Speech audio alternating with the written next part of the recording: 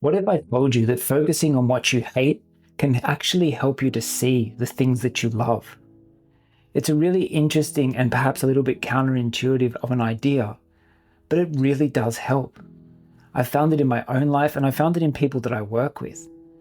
If you're trying to set your direction, if you're trying to set goals that you want to move towards, so that again, like I said in the other video last week, that you can then develop the systems and techniques to take you towards those goals, it's really important to create a list of the things that you hate, because that can actually help you define what it is that you want to go after. And this is really important because if that direction is really important to you, if those aspirations, those goals, those dreams really matter, then you're going to be far more driven towards achieving them. You're going to be far more driven to set in place the right systems, the right processes to help you achieve them. It's going to help you transform your life. So that's what I wanted to talk to you about today, because all too often I find that people are focused too much on identifying the things that they want, rather than actually stripping away the things that they don't like, which is actually a far more impactful strategy to deploy. It's interesting when you talk to someone and you ask them what they would do if they win the lotto, what's their dream life look like? What is the life that they want to create going to be like? There may be some things that they can describe, but all too often it becomes very difficult. They start to get a little bit lost and meandering, and I'll add a bit of this and add a bit of that. But if you ask them, what don't you want in your life? They can quickly rattle off a really strict and a really specific list. I was reminded of this recently with my son, actually. He wrote this list for me here.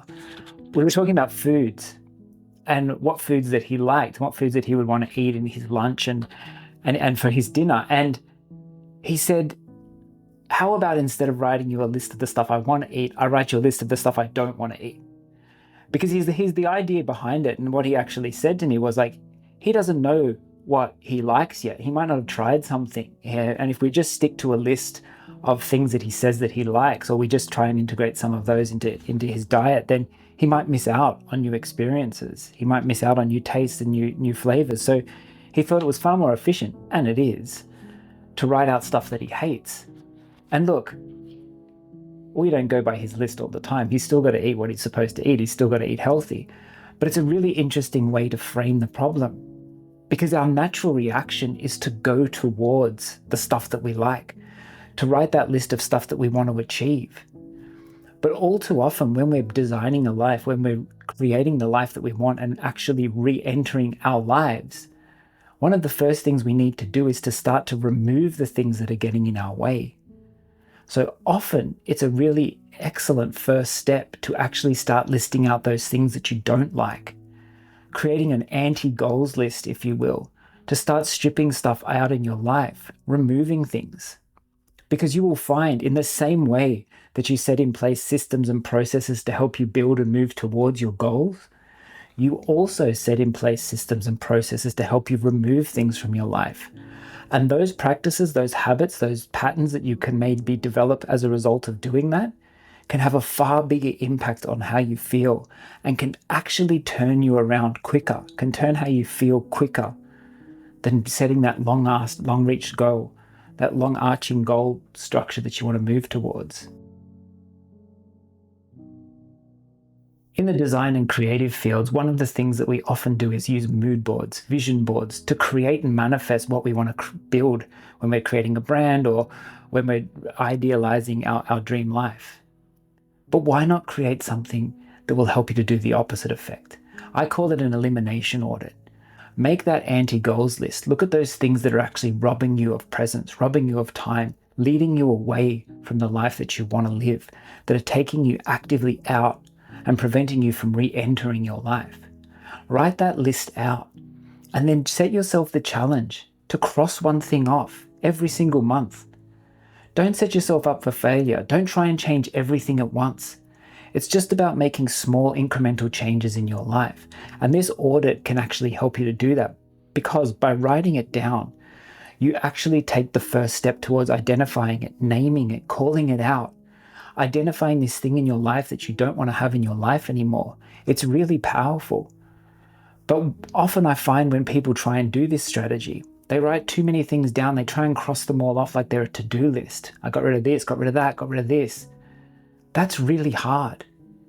Because again, it's about putting in place the systems and processes to help you change and live differently going forward, so that those behaviors, those things that you don't like, don't creep back into your life. You have to build it around. It's like when you might get mold in your house. You can just wipe it away, but the mold will come back unless you go back and treat the source of the problem. And that's about putting in place those systems. So when you create an audit and you write out that list, that anti-mood board, if you will, it allows you to focus on one at a time, to really strip back that challenge, why you don't like that thing, why you want it removed from your life, and address the core issues behind it. It seems counterintuitive, I know, because we always want to be on the positive side of things, moving towards goals that we actually want to achieve. But believe me, if you structure it in this way, it's a really powerful tool in helping to redesign your life. One of the key things I learned through running the art gallery is around curation, and curation is about stripping away. I spoke about it in another video where I talked about curating your life. But that's the important thing to remember here. When you strip things away from your life, when you take things out, space opens up. And that space, once you actually learn to use it and live your life how you want to live it, becomes an amazing vessel which you can fill with the things that then bring you joy. Presence, time, all of those things that you want to achieve in your life, that you want to fill your life with, you'll then have space for them. You won't be so cluttered mentally. You'll be able to curate that exhibition that is your life far more effectively because you're removing things. Remember, it's not always about adding in. Adding can be good and you can bring new things into your life. Of course you can. And there'll be lots of other videos where we talk about doing that. But never forget the power of removing things. Never forget the power of taking away. It can really transform your life.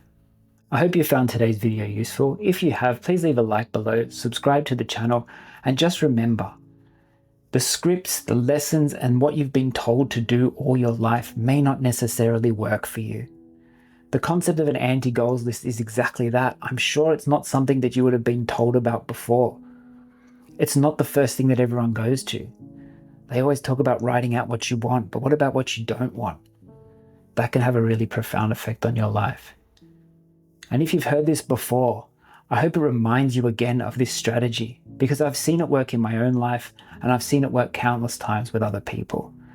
I really want to help you to redesign your life, to create the life that you want to live, because it really is a wonderful world out there and I want you to see and achieve and do all the things that you want to do.